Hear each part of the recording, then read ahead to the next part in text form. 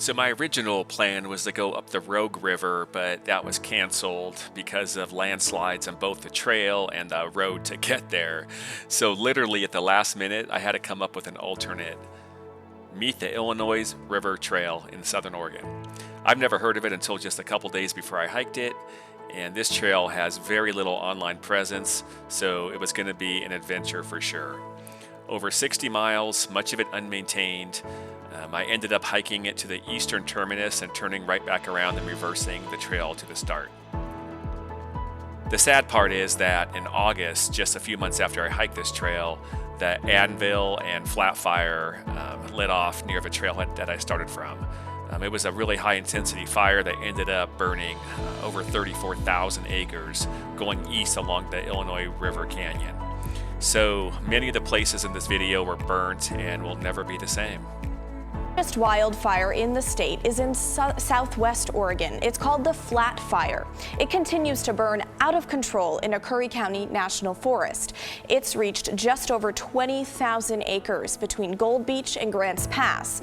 More than 1,000 people are fighting it from the ground and air. Officials say it was human-caused. 13 injuries have been reported. Fortunately, though, none of them are serious. It is still 0% contained. I started off at the Oak Flat campground with only a half day of hiking because of a long drive and ended up passing some neat spots. One of them called Buzzard's Roost, Indian Creek, and also ended up just pitching camp on a grass slope just beyond Grapevine Camp.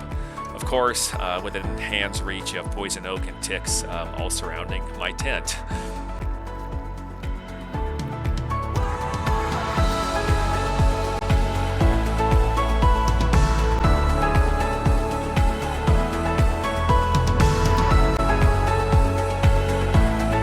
Buzzard's Roost. That's where I'm going.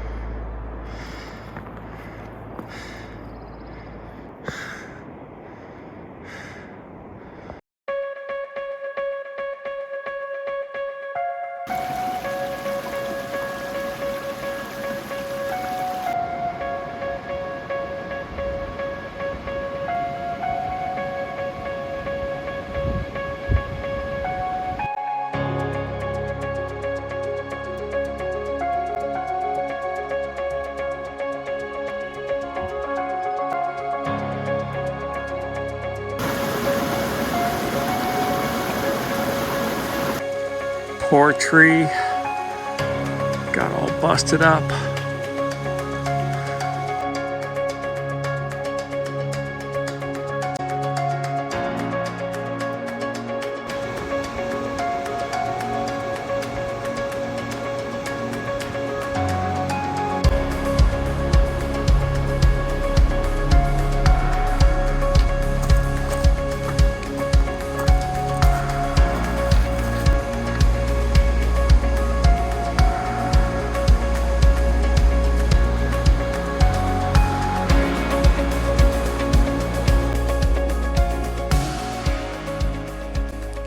The second day took me through incredible terrain up and down, countless ridges, high points, and canyons, much of it high above the actual river. Miles of blowdowns, trailless travel, cross country, through snow. I even made a friend with a bear as I was approaching the snowy high point of Bald Mountain.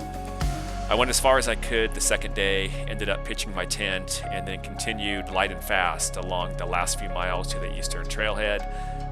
Flipped right back around and started reversing the trip back to where my tent was at. This was a pretty big day. It was over 25 miles.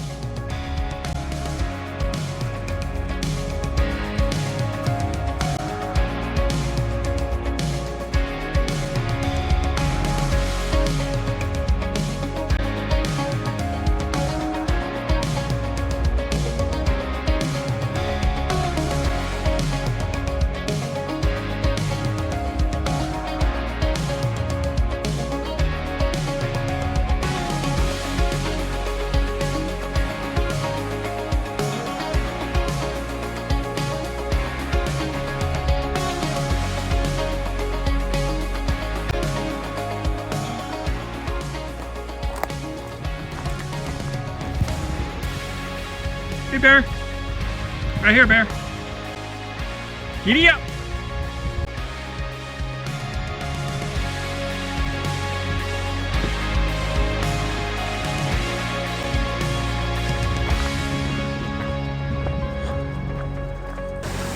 On my way to the eastern trailhead after a hella long day. So it's gonna be like a 25 miler, I think. But this is my last water. I got about, I don't know, till it gets dark. It's just what I need to get through a 25-mile day.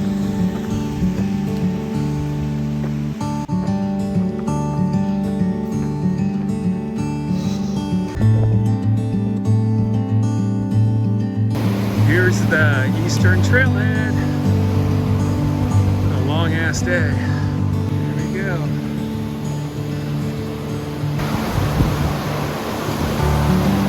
So day 2,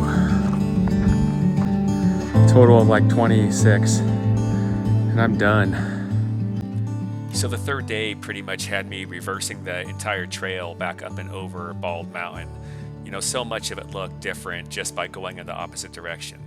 Still tons of poison oak and just other plants that really want to hurt you along this entire trail. And you cannot avoid these plants. You're going to be walking through them.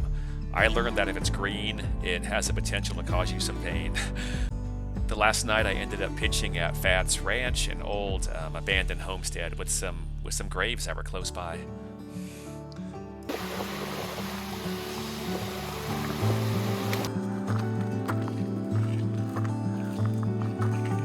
This is one of the cooler parts of this trip. High up here in Bald Mountain. You're about 4,000 feet up. I'm about to go back in the snow here. So this is where I saw the bear tracks last time. But you know, doing it out and back, I'm so glad I get to repeat this.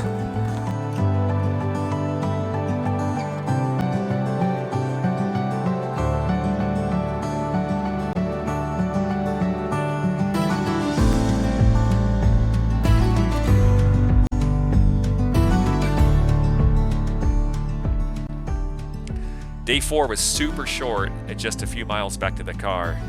You know, reflecting on the physical intensity and beauty of this hike, I would call it one of Oregon's best kept secrets.